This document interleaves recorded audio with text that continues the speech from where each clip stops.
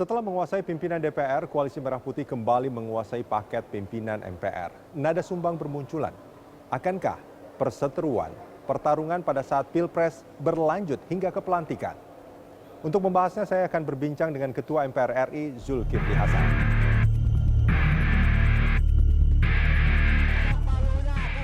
Setelah gagal mendapatkan kursi pimpinan DPR, koalisi partai pengusung pasangan Jokowi JK kembali harus gigit jari. Kali ini Koalisi Indonesia Hebat gagal meraih kursi pimpinan Majelis Permusyawaratan Rakyat MPR. Dalam sidang paripurna yang berlangsung hingga subuh 7 Oktober lalu, kubu Koalisi Merah Putih berhasil mengantarkan Zulkifli Hasan sebagai Ketua MPR periode 2014-2019. Zulkifli Hasan, kader Partai Amanat Nasional dari kubu Koalisi Merah Putih, diajukan melalui paket yang akhirnya dipilih mayoritas anggota MPR yang hadir. Paket ini terdiri dari Zulkifli Hasan sebagai Ketua MPR, didampingi 4 wakil ketua, yaitu Mahyudin dari Golkar, D.E. Mangindaan dari Demokrat, Hidayat Nur Wahid dari PKS, dan Usman Sabta dari DPD.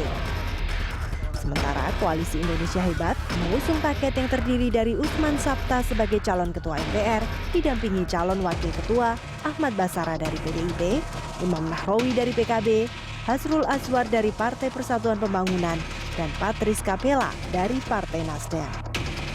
Melalui mekanisme voting, paket yang didukung fraksi Partai Koalisi Merah Putih meraih 347 suara. Sementara paket Partai Koalisi Indonesia Hebat mendapatkan 330 suara.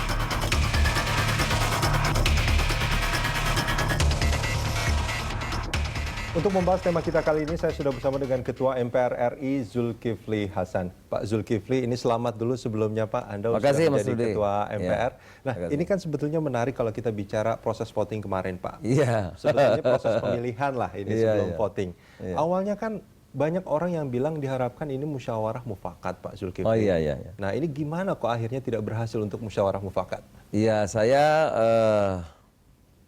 tidak tahu persis ya seperti apa, karena saya sendiri sebetulnya kan tidak punya cita-cita untuk calon ketua MPR.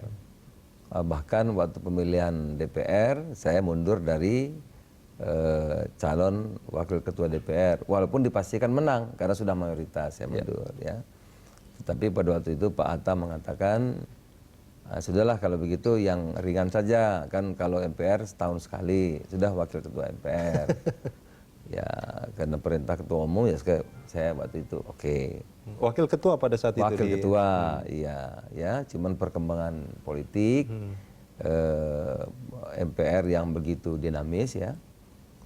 Pada jam 9 malam itu saya diminta untuk maju sebagai kandidat calon ketua MPR. Ya, itu ceritanya. Nah setelah jam 9 itu saya sebetulnya juga berusaha keras untuk kondisi teman-teman mungkin nggak mufakat gitu ya, tetapi karena sudah malam barangkali sampai di MPR paripurna sudah dimulai, sampai di MPR sudah dimulai paripurna, bahkan sudah persiapan untuk voting, sehingga usaha kita untuk mencari cara mufakat itu belum berhasil pada waktu itu karena sudah jam 9 sekian, mungkin sudah agak terlambat dan proses di MPR persiapan itu sudah berjalan. Sudah itu, ke arah voting ya? Sudah, bahkan sudah menyampaikan kandidat-kandidat pada waktu itu. Ya. Nah ini kan menarik sebetulnya, di awal itu Pak Zulkifli dikabarkan kan katanya hanya sekedar menjadi wakil ketua gitu, pada akhirnya berubah menjadi ketua. Ya itu jam 9 malam saya itu tahu bersama Pak Mangindaan. Pak Mangindaan itu juga dicalonkan jam 9 malam lebih itu. Malam itu juga. Nah gitu. itu juga menarik Pak, karena yang beredar sebelumnya itu kan bukan Pak nama Mangindaan misalnya. Betul, kalau Demokrat nama lain sebetulnya. Ini apa yang membuat nama-nama ini menjadi berubah sebetulnya? Iya, ini dinamika di MPR berdasarkan perhitungan-perhitungan, apalagi perkembangan terakhir P3 bergabung ya pada waktu itu, sehingga hitung-hitungannya dengan calon ketua DPD, hitung-hitungannya kan kalah jauh ya.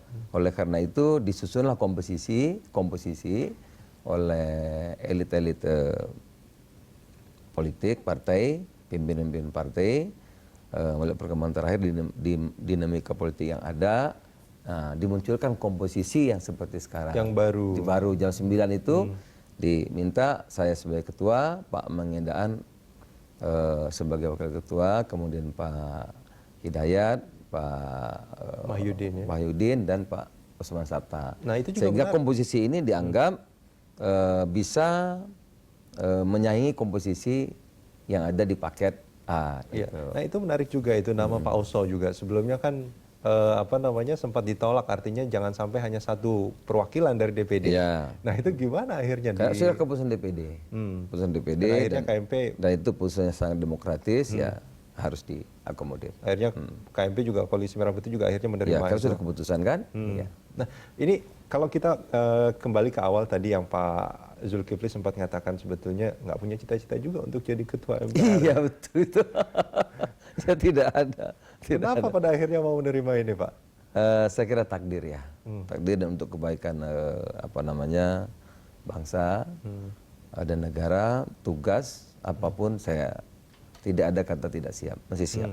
Gitu. Apa yang kira-kira akan bisa Pak Zulkifli sumbangkan lah dalam proses 5 tahun kepemimpinan Bapak ini di MPR? Ya, kita harus menjaga ya, negara kita besar dengan 250 juta penduduk, 17-an ribu lebih pulau. Ya. Ini harus kita kawal, apalagi MPR. MPR ini kan lembaga tinggi yang harus kawasan kebangsaan, politik kebangsaan tidak partisan, tidak pakai paket lagi. Ya, sudah tidak ada lagi paket A, paket B. Sudah tidak ada lagi ya. Semuanya satu ya. Semua ada satu, adalah Pimpinan MPR. Adalah pimpinan MPR dan based on national interest. Ya, ini Pak Zulkifli, sebelum proses voting berlangsung, beredar semacam edaran lah gitu supaya memecah suara DPD. Nampaknya berhasil ini. Nah, ini siapa yang melakukan ini sebetulnya? DPD itu kan terdiri dari tokoh-tokoh ya, tokoh-tokoh masyarakat yang ada di daerah, tokoh-tokoh nasional, akademisi, orang hebat-hebat. Ya. Tidak mudah untuk mempengaruhi dan sebagainya. Oleh karena itu kami waktu itu pimpinan menawarkan komposisi ini, gitu. Ya, ada Pak Mengendaan, yang Sabta Margait, gitu ya, ada Pak Hidayat, background ulama, ada Pak Oso, background dari daerah dan mewakili dunia usaha, ada Pak Mahyudin, ya, mewakili dari timur dan juga sekaligus unsur pemuda. Komposisi ini ya ditawarkan yang menurut pimpinan partai politik pada waktu itu ini bisa menarik teman-teman dari DPD untuk paling tidak membelah suara, membagi suara kepada yang disebut dengan paket B itu. Dan itu berhasil ya? Dan alhamdulillah itu berhasil.